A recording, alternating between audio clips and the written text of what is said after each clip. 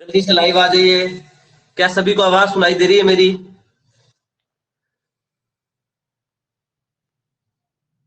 नमस्कार नमस्कार, राम राम भाई, राम राम। अंकित सारण, राम राम। नमन कुमार, नमस्कार।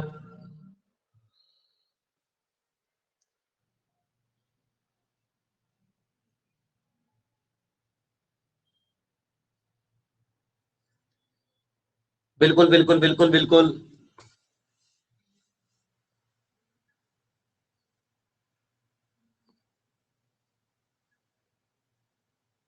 जल्दी से लाइव आ जाइए सभी जने, फिर अपने क्लास स्टार्ट करते हैं। जल्दी से लाइव आ जाइए सभी जने।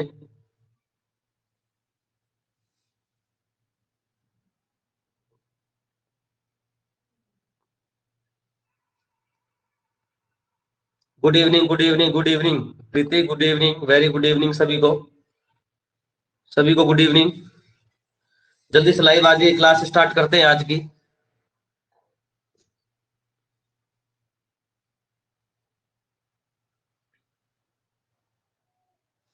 कल तक जो करवाया था वो सभी ने पढ़ लिया क्या? ये बताएं, कल तक जो करवाया था वो सभी ने पढ़ लिया क्या? कल तक जो करवाया था वो सभी ने पढ़ लिया? बहुत बढ़िया, बहुत बढ़िया। सारा पढ़ते रहे साथ साथ में। सारा पढ़ते रहे, अब समय नहीं है कि भैया आप तक।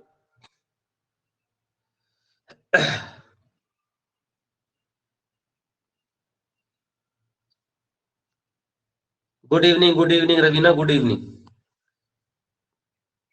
बस 1 मिनट का वेट करेंगे, फिर अपने क्लास स्टार्ट कर देते हैं, क्योंकि टाइम तो अपने पास बिल्कुल ही नहीं है।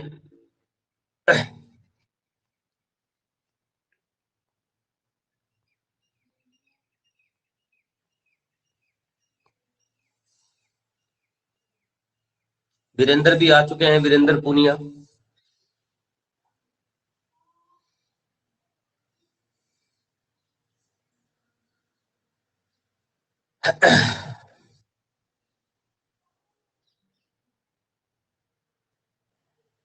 हेलो सर भाई, नमस्कार नमस्कार। हेलो भाई, हेलो हेलो मिला ले। वीरेंद्र पूनिया।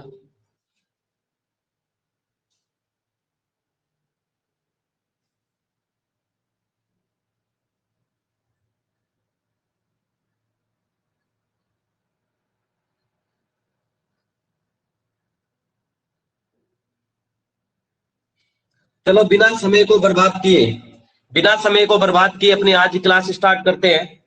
बिना समय को बर्बाद किए अपनी आज की क्लास स्टार्ट करते हैं, और हेडिंग डालो। कल मैंने आपको बताई थी सेल की समीकरण। कल मैंने आपको बताई थी सेल की समीकरण, आप सभी को ध्यान में होगा। सेल की समीकरण कल मैंने सभी आपको बताया था, सेल की समीकरण। सेल की जो समीकरण है वो मैंने बताई थी, ई माइनस बी बराबर आई आर। सेल की समीकरण मैंने बताई थी ई माइनस बी बराबर आई आर। कल सेल की समीकरण मैंने आपको बताई थी ई माइनस बी बराबर I R. E minus B बराबर आई आर। कल सेल की समीकरण मैंने आपको बताई थी ई माइनस बी बराबर आई आर। आज हमारे को पढ़ना है सेलों का संयोजन। आज हमारे को पढ़ना है सेलों का संयोजन। आज हमारे को पढ़ना है सेलों का संयोजन। देखो मैंने आपको सबसे पहले अपने करते हैं सेलों का संयोजन। सेलों के संयोजन की बच्चों अगर बात करें तो दो प्रकार से हमारे को संयोजन पढ़ना है। एक हमारे को पढ़ना है श्रेणी क्रम संयोजन।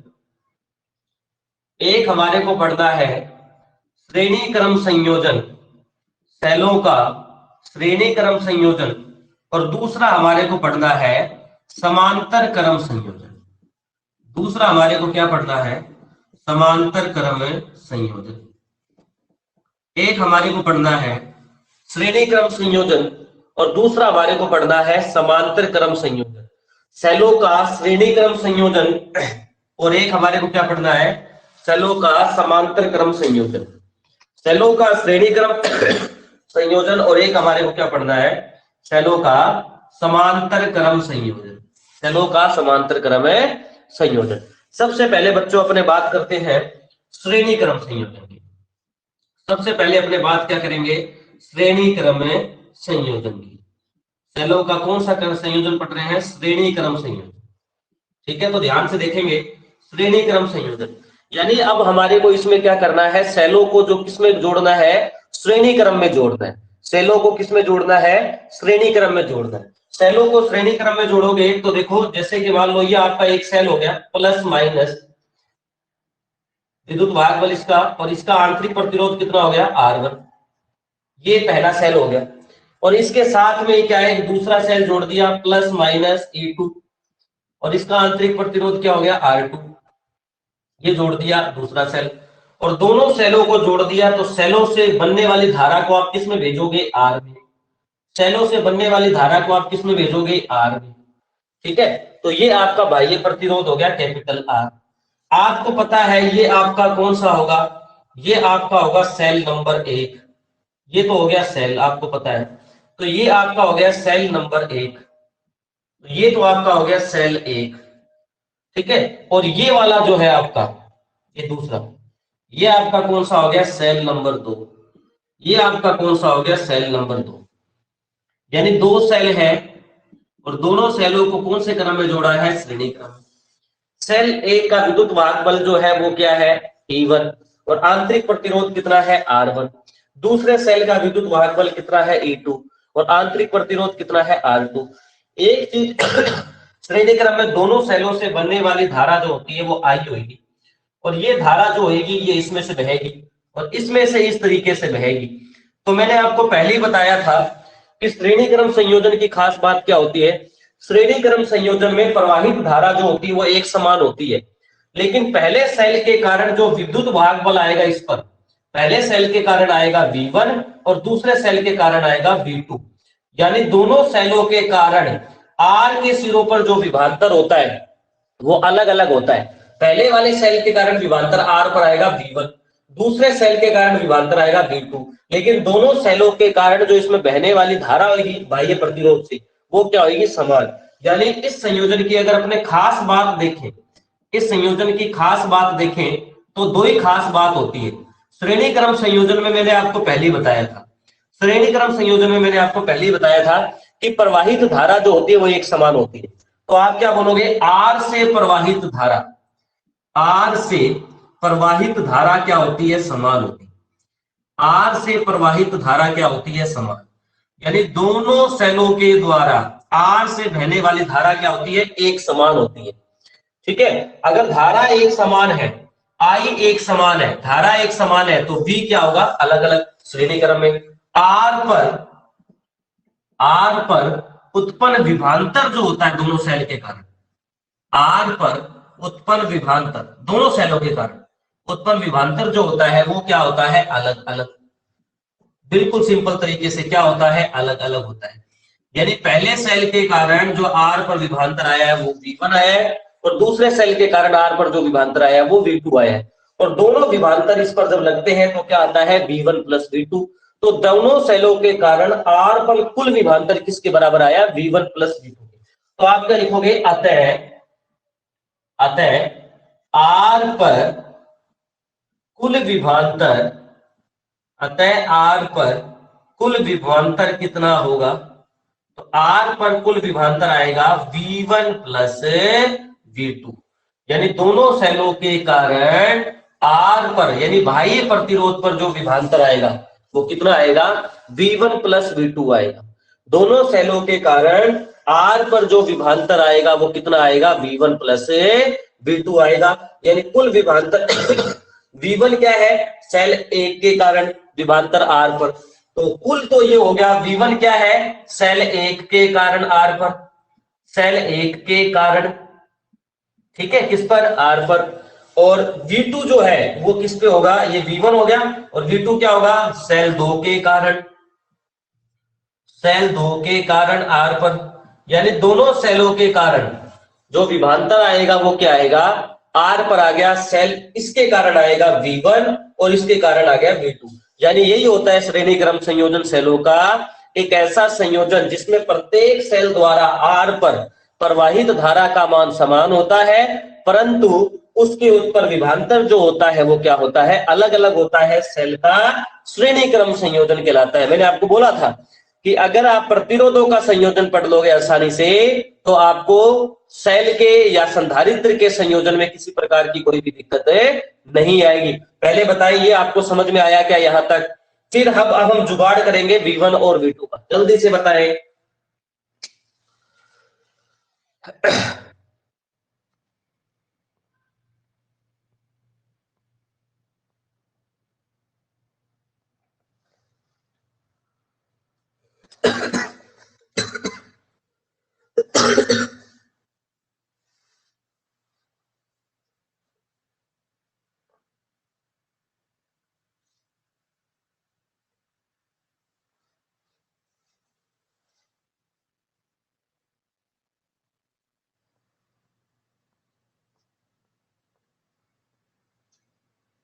सभी को समझ में आ गया?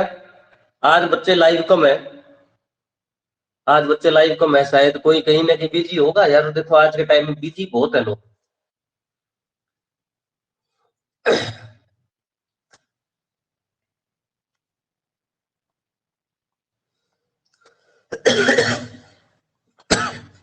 सारे बाद में देखते हैं वीडियो।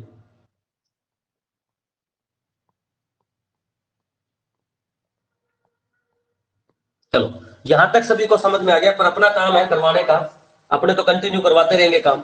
आगे चलते हैं। अब एक बात मैं आपको बताता हूं, ध्यान से सुनना। अब मैं एक बात आपको बताने जा रहा हूं जो कि ध्यान से सुनना।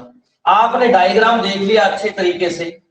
सेलों का श्रेणी क्रम संयोजन वो संयोजन होता है जिसमें प्रत्येक प्रतिरोध से, मतलब जिसमें आपका, अगर अपने बात करें,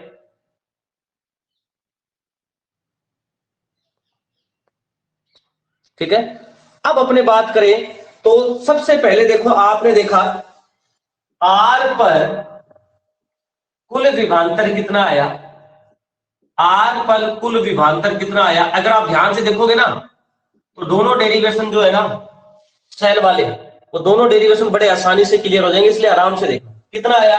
V बराबर V1 प्लस V2, V बराबर क्या आ गया, V1 प्लस V2।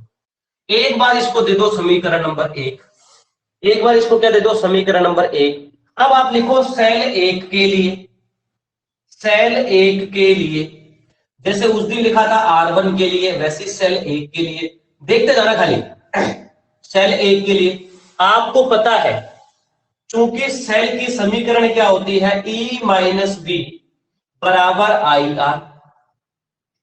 ई माइनस बी बराबर आई आर, ये कल मैंने आपको बताई थी। ई माइनस बी बराबर आई आर। अब सेल एक के लिए लिख रहे हो तो सेल एक का विद्युत वाहक बल कितना था, E1। सेल एक के द्वारा विभाजन कितना उत्पन्न होता है, V1, क्योंकि श्रेणी क्रम संयोजन में विभाजन अलग अलग होता है। बराबर धारा क्या होती है दोनों में समान, तो धारा तो आई रहेगी। और पहले सेल का आंतरिक प्रतिरोध कितना था, R1, तो ये कितना आ जाएगा, R1। अब इधर देखो जरूरत किसकी है, V1 की। जरूरत किसकी है, V1 की। तो यहां से देखो ये V1 का है, ये तो जाएगा उस तरफ और IR1 क्या आ जाएगा, इस तरफ। तो E1 माइनस IR1 किसके बराबर आ जाएगा, V1 के। जो जरूरत है ना उसके हिसाब से काम करो। तो V1 किसके बराबर आ गया, E1 माइनस IR1, ठीक है, किसके बराबर आ गया, V1 बराबर E1 माइनस IR1। इसी प्रकार से आप किसके लिए लिखोगे, सेल 2 के लिए। इसी प्रकार से किसके लिए लिखोगे, सेल 2 के लिए। अब सेल 2 के लिए अगर आप लिखोगे, इसी प्रकार से अगर आप सेल 2 के लिए लिखोगे तो सेल 2 के लिए क्या होगा बताओ, E2 माइनस V2 बराबर, E2 माइनस V2 बराबर क्या आ जाएगा, IR2। ये किसके लिए हो गया, सेल 2 के लिए। दोनों सेलों में देखो जो I है वो सेम रखिए, लेकिन V1 V2 जो है वो अलग अलग है। तो यहां से सेम V2 इधर जाएगा, ये सारा इधर आएगा। तो E2 माइनस IR2 किसके बराबर आ गया, V2 के। यानी V1 और V2 का क्या आ गया, मान आ गया। अब आप क्या करो, V1 और V2 का मान किस में रख दो, समीकरण 1 में। तो क्या लिखोगे, V1 व V2 का मान, V1 व V2 का मान 1 में रखने पर, V1 व V2 का मान 1 में रखने पर। अब V1 व V2 का मान आप रखोगे, 1 में रखोगे, एक ये रही। तो V बराबर क्या आएगा आपका, इधर लिख देता हूं, ये आप देख लेंगे, इधर आधे आधे पे काम हो जाएगा। तो v बराबर आपका क्या आएगा, v1 की वैल्यू ये दी, तो E1 minus I R one, ये तो आ गया किसकी वैल्यू, v1 की। उसके बाद प्लस है तो ये लगा दिया प्लस, अब किसकी वैल्यू लगा दी, v2 की।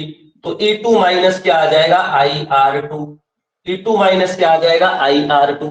अब इधर देखो, इसको मैं एक साथ लिख रहा हूं, इसको मैं ऐसे लिख रहा हूं, E1 minus I R one plus E2 minus I R two, ये आ गया। अब देखो E1 और E2 वाले में एक साथ लिख लूंगा, अब E1 प्लस E2 ये तो मैंने एक साथ लिख लिए, माइनस यहां पर I कॉमन आ जाएगा, और R1 और R2 है तो माइनस कॉमन ले लोगे तो ये बन जाएगा R1 प्लस R2, ये बन गया। B बराबर क्या है, E1 प्लस E2 माइनस आई R1 प्लस R2। आपको पता है, चूंकि हम जानते हैं V बराबर क्या होता है, IR, आपको पता है। और आप देख भी सकते हो इस वाले चित्र में भी, कुल विभवांतर R पर कितना है V, कुल विभवांतर R पर कितना है V, उसमें से प्रवाहित धारा कितनी थी I, और प्रतिरोध कितना था R। तो बताओ V की जगह क्या लिख दूंगा मैं, ये चीज यहां बता रहा हूं इसलिए मैं, देख लेना आप, ठीक है। तो ये आपका यहां पर आएगा, तो बताओ V की जगह क्या लिख दिया, IR, V की जगह क्या लिख दिया, IR, तो V की जगह लिख दिया IR। उसके बाद यहां क्या है, E1 plus E2, E1 plus E2 minus I R1 plus R2। I R बराबर है E1 प्लस E2 माइनस आई R1 प्लस R2। ये वैल्यू यहां उठा के लाओ तो ये हो जाएगा I R plus I R1 plus R2, किसके बराबर आ जाएगा, E1 प्लस E2 के, किसके बराबर आ गया, E1 प्लस E2 के। और इसमें से कॉमन क्या आ रहा है, आई कॉमन आ जाएगा तो ये आएगा R plus R1 plus R2, क्या कॉमन आ जाएगा, आई कॉमन आ जाएगा तो ये बनेगा R plus R1 plus R2, और किसके बराबर आ जाएगा, E1 प्लस E2 के, किसके बराबर आ जाएगा, E1 प्लस E2 के। तो आई की वैल्यू किसके बराबर आ जाएगी, आई की वैल्यू आ जाएगी E1 प्लस E2, और बट्टे में क्या आ जाएगा बताओ, R plus R1 plus R2। और यही आपका डेरिवेशन होता है, आई बराबर E1, आई बराबर क्या आ गया बताओ, आई बराबर आपका आ गया, आई बराबर आ गया E1 प्लस E2 अपॉन में R1 प्लस R2। समझ में आया कि नहीं आया, बड़ा ईमानदारी से मैंने आपको बताया, बहुत आराम आराम से, मेरे हिसाब से सभी को समझ में आ गया होगा।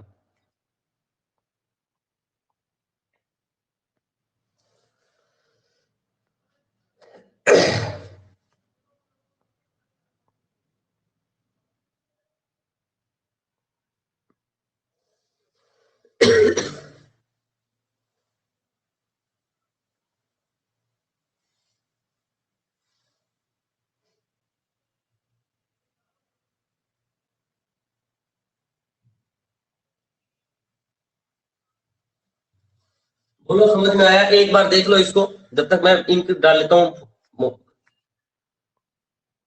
एक बार आप देख लो, आपके सामने है, जब तक मैं इंक डाल लेता हूँ इसमें।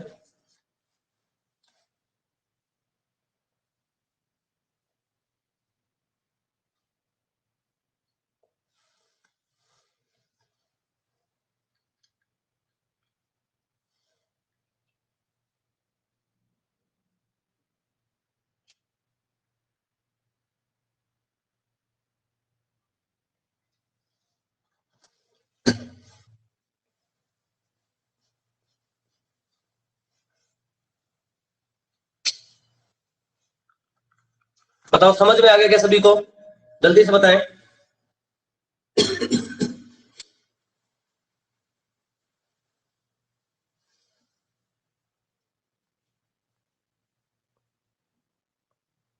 चलो आगे चलते हैं।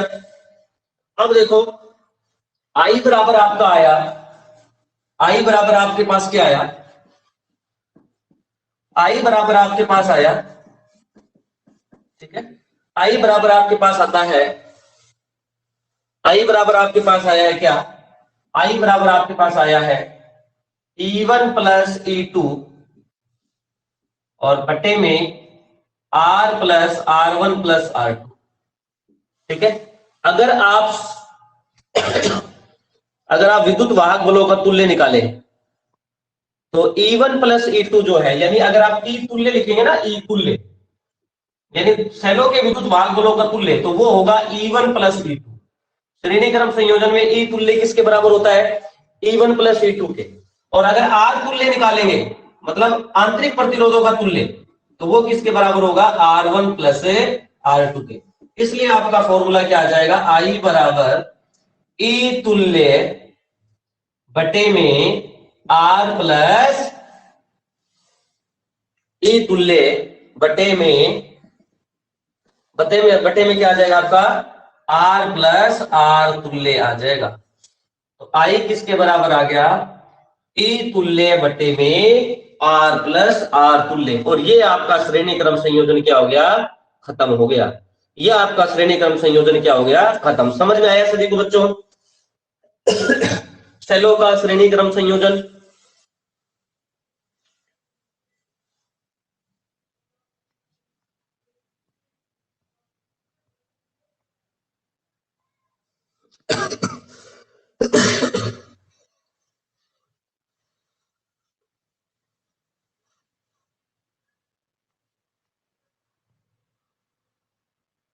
चलो बहुत बढ़िया। आगे चलते हैं। नंबर दो है सेलों का समांतर क्रम संयोजन। नंबर 2 क्या है? सेलों का समांतर क्रम संयोजन। क्या है नंबर 2? नंबर 2 है सेलों का समांतर क्रम संयोजन। समांतर क्रम संयोजन। नंबर 2 है सेलों का समांतर क्रम संयोजन। ठीक है। नंबर 2 है सेलों का समांतर क्रम संयोजन। ठीक है भाई, सेलों का समांतर क्रम संयोजन।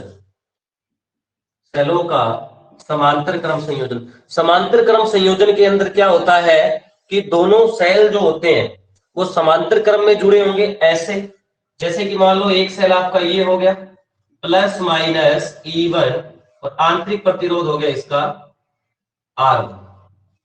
दूसरा सेल इस तरीके से हो गया प्लस माइनस E2 और ये इसका आंतरिक प्रतिरोध क्या हो गया? R2। दोनों सेल ऐसे आगे, और इन दोनों सेलों से हमने यहां क्या जोड़ दिया?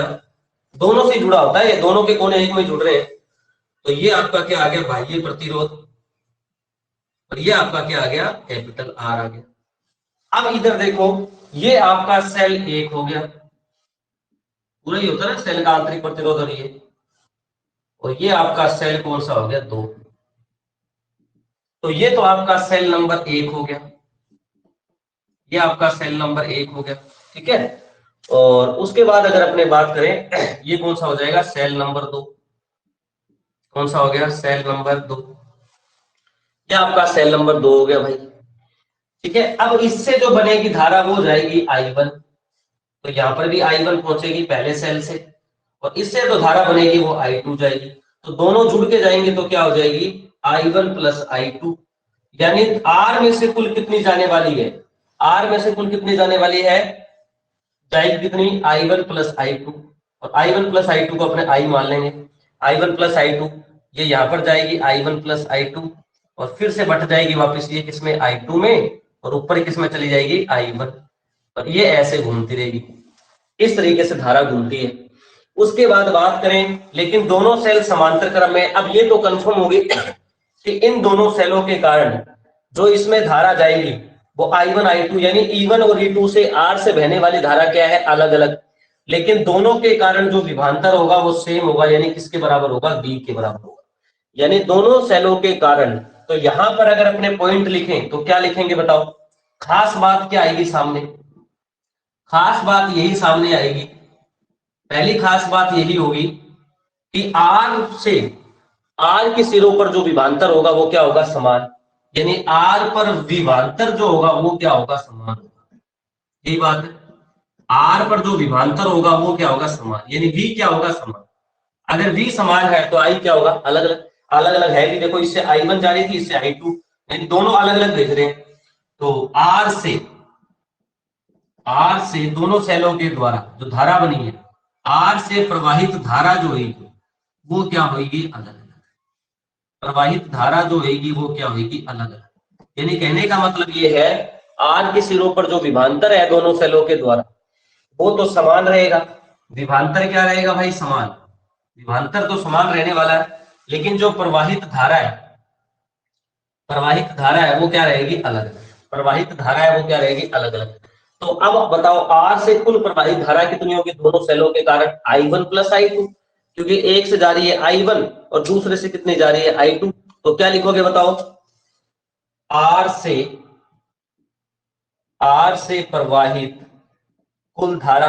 बड़ा आसान है, अगर आप ध्यान से समझे ना, आर से प्रवाहित कुल धारा, तो आप लिखेंगे सर वो तो होगी I बराबर I1 प्लस I2, I बराबर I1 प्लस I2। और इसको मैंने क्या दे दिया, समीकरण नंबर 1। मतलब पिछली बार आपने V1 और V2 का जुगाड़ किया था, इस बार आपको किसका जुगाड़ करना है, I1 और I2 का। पिछली बार आपने किसका जुगाड़ किया था, V1 और V2 का। इस बार आप किसका जुगाड़ करेंगे, I1 और I2 का। किसका जुगाड़ करेंगे, I1 और I2 का। तो सबसे पहले सेम वही, सेल 1 के लिए, सेल 2 के लिए। तो यहां लिखेंगे सेल 1 के लिए, यहां क्या लिखेंगे, सेल 1 के लिए, यहां क्या लिखेंगे, सेल 1 के लिए। अब सेल 1 के लिए लिखेंगे तो सेम वही बात मैंने बताई थी, सेल की समीकरण E माइनस बी बराबर I R, E minus B बराबर आई आर।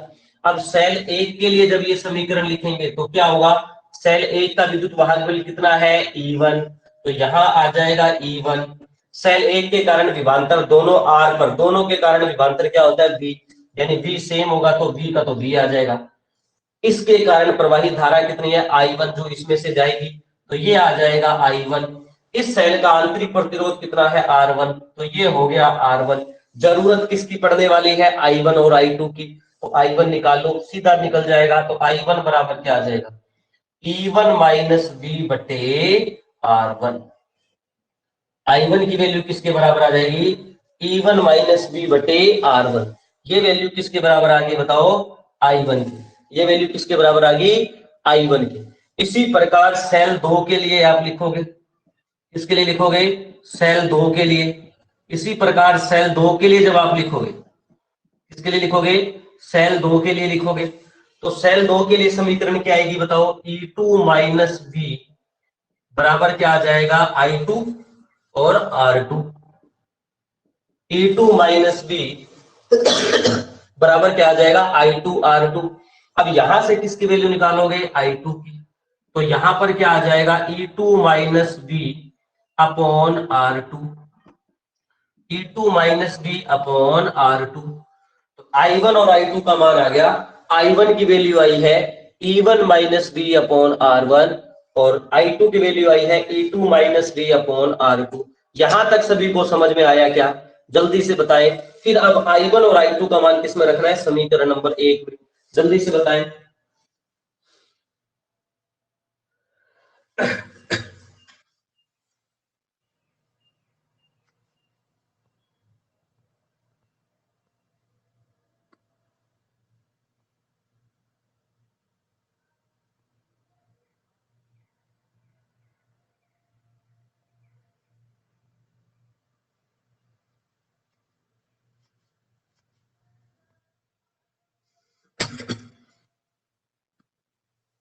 मेरे हिसाब से यहां तक तो कोई दिक्कत होगी नहीं, यहां तक किसी को कोई दिक्कत होगी नहीं। एक बार देख लो सरसरी आंखों से। अब I1 और I2 का मान मैं किसमें रखने वाला हूं, समीकरण नंबर 1 में।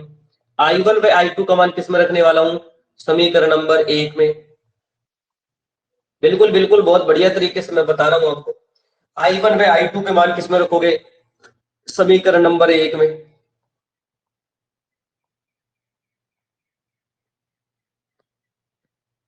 चलो आगे चलते हैं। अब आप क्या करोगे, I1 व I2 का मान समीकरण नंबर 1 में, तो थोड़ा देख लेना। I1 क्या है, E1 minus B upon R1 और E2 minus B upon R2। तो क्या लिखोगे बताओ यहां से, I1 व I2 का मान समीकरण 1 में रखने पर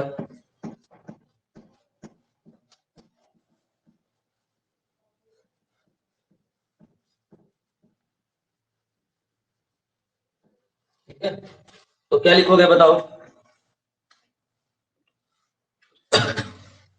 I1 व I2 का मान, I1 व I2 का मान 1 में रखने पर, I1 व I2 का मान 1 में रखने पर।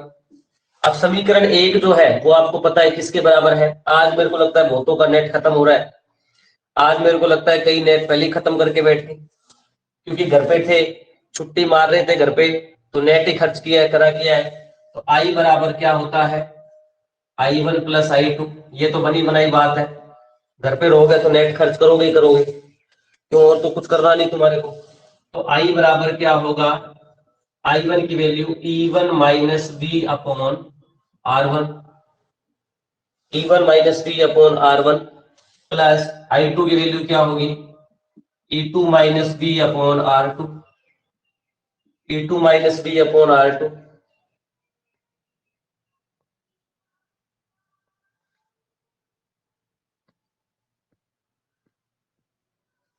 ठीक है, तो आई बराबर E1 minus B upon R1 plus E2 minus B upon R2। अब सोच, बस सिंप्लीफाई करना है, कुछ नहीं है। तो आई बराबर, इसको आप क्या लिखोगे, E1 अपॉन R1, ये माइनस है तो माइनस बी अपॉन R1। ठीक है, उसके बाद plus E2 upon R2 minus B upon R2। B वाले एक तरफ लिख लो, तो आई ये एक तरफ लिख लो, E1 upon R1 plus E2 upon R2, ये मैंने एक तरफ लिख लिया, ये माइनस है तो माइनस लगा दिया, और ये आ गया, बी कॉमन ले लिया, ले सकता हूं क्योंकि दोनों में भी है। तो यहां आएगा 1/R1 प्लस 1/R2। आई बराबर आ गया E1/R1 plus E2/R2 minus B 1/R1 plus 1/R2। अब यहां पर देखें, एलसीएम लें आप, आई, इसका एलसीएम आएगा R1/R2, इसका एलसीएम आएगा R1/R2, R1/R2 एलसीएम आएगा तो इसमें भाग लगाओगे, इसका कट जाएगा, R2 बचेगा, इससे मल्टीप्लाई कर दोगे तो ये आ जाएगा E1/R2, फिर निशान लगाओगे प्लस का, इसमें इसका डिवाइड लगाओगे, R2 से R2 कट जाएगा, R1, तो ये आ जाएगा E2R1, ये आ जाएगा E2R1। यहां आ गया बी, यहां एलसीएम आ जाएगा R1/R2, यहां एलसीएम आ जाएगा R1/R2, और उसके बाद यहां पर आ जाएगा R2, और यहां पर आ जाएगा R1। तो ये हो गया I1R2 plus A2R1 R1R2 minus B. ये वाला जो पूरा पार्ट है ना, ये वाला अब ध्यान से समझना भैया, ये स्टेप थोड़ा समझने वाला है। ये पूरा पार्ट उठा के यहाँ ले आओ और इसको उधर ले जाओ, तो ये आ जाएगा यहाँ पर बी, और ये आ गया R1 plus R2, R2 plus R1 एक ही बात है, और ये हो गया R1R2। ये जब पूरा यहाँ पार्ट जाएगा तो आपके पास बचा हुआ है E1R2 प्लस E2R1 बटे में है आपके पास R1R2, और माइनस में क्या आ जाएगा, आई आ जाएगा, माइनस में क्या आ जाएगा, आई। पहले बताओ यहां तक सभी को समझ में आया क्या। आराम से कराऊंगा ये चीज क्योंकि समझने वाली चीज है। यहां तक बताओ, पहले यहां तक बताओ सभी को समझ में आया क्या।